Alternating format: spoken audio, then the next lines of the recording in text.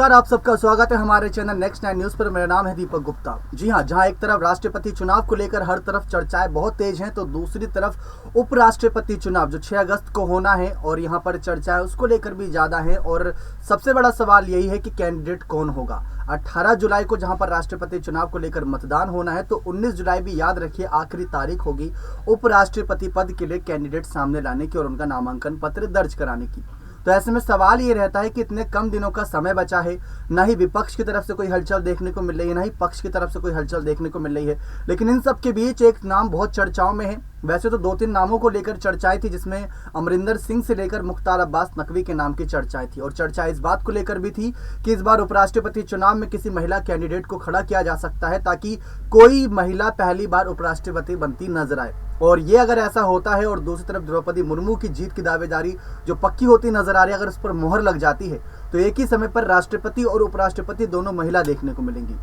लेकिन सवाल हमारा ये है, क्या मुख्तार अब्बास नकवी के नाम की चर्चाएं चल रही हैं? क्योंकि जिस केंद्रीय पद पर थे मुख्तार अब्बास नकवी उस पद से इस्तीफा दे चुके हैं और ऐसे में राज्यसभा सीट से कोई चुनाव लड़ने को उनका यहाँ पर नाम सामने नहीं आया था। वैसे आकलन काफी किए गए थे, रामपुर सीट से लोकसभा उपचुनाव को लेकर आकलन किए गए थे, लेकिन अचानक से वो सारी जो खबरें थी उन पर रोक लगती नजर आई। अब सवाल यह है कि मुख्तार अब्बास नकवी क्या सचमुच ये जानते हैं कि उनको उपराष्ट्रपति पद के लिए सामने लाया जा सकता है? जब उनसे ये सवाल किया गया तो उनका जवाब आपको बताते हैं कि उनका जवाब क्या दिया गया। मुख्तार अब्बास नकवी 64 साल के हो चुके हैं, करीब 47 साल का उन्हें राजनीतिक अनुभव है, तो जानते हैं कि उनके लिए क्या सही क्या गलत है। और ऐसे में राज्यसभा कार्यकाल खत्म होने के साथ ही नकवी के बड़े पद को लेकर बहुत ज्यादा सवाल खड़े हुए हैं। अब उन्होंने अपने इस बड़े पद को लेकर यहाँ पर बातें साफ रखी।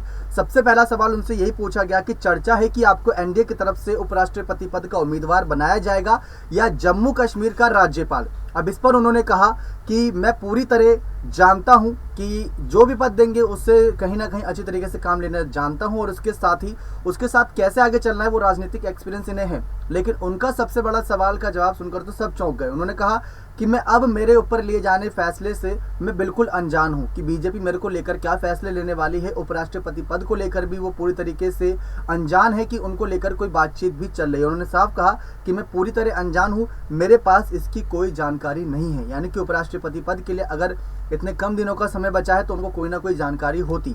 तो क्या किसी दूसरे नाम पर चर्चाएं चल रही हैं? क्या मुख्तार अब्बास नकवी को कोई बड़ा पद नहीं दिया जाएगा इस बार भी उपराष्ट्रपति पद को लेकर जो नाम सामने आया है? दूसरी तरफ उनसे यह भी सवाल किया गया, जब इसका जवाब नहीं मिला तो उनसे पूछा गया, क्या आपको आने वाले वक्त में किसी बड़े पद को दिया जाएगा जो बड़ा पद आप संभाल सकें? क्योंकि शीर्ष नेतृत्व के रूप में देखा जाए तो आपने कई सारे काम किए हैं, लेकिन अब आप किसी पद पर नहीं हैं। तो ऐसे में 3 बार आप राज्यसभा के सदस्य भी रह चुके हैं, इस बार आपको राज्यसभा सदस्य नहीं भेजा जा रहा है। शीर्ष नेतृत्व की तरफ से किसी बड़े पद के लिए कोई भरोसा तो दिया गया होगा। तब उन्होंने कहा कि ऐसे में लालच करना, यानी कि जो भी उनको अब तक राजनीतिक जीवन में मिला बीजेपी की तरफ से बहुत ज्यादा सही था और कुछ ही चुनिंदा नेताओं में से नाम निकलकर सामने आता है। तो मुख्तार अब्बास नकवी अपने बड़े पद को लेकर अभी तक पूरी तरीके से अनजान है और मुख्तार अब्बास नकवी यहाँ पर चुप्पी तोड़ने को भी राजी नहीं है कि उनको कोई बड़ा पद देगी भी यहाँ पर बीजेपी पार्टी या नहीं देगी, क्योंकि 3 बार राज्यसभा के सांसद रह चुके हैं, सदस्य रह चुके हैं। और ऐसे में मुख्तार अब्बास नकवी को लेकर इसी वजह से चर्चाएं बहुत ज्यादा हो रही है। अब देखते हैं कि उपराष्ट्रपति चुनाव में इनका नाम सामने आता है या बीजेपी फिर कोई बड़ा खेला खेल जाएगी। बने रहे चैनल के साथ, ऐसी और तमाम बड़ी खबरों के लिए बहुत बहुत धन्यवाद।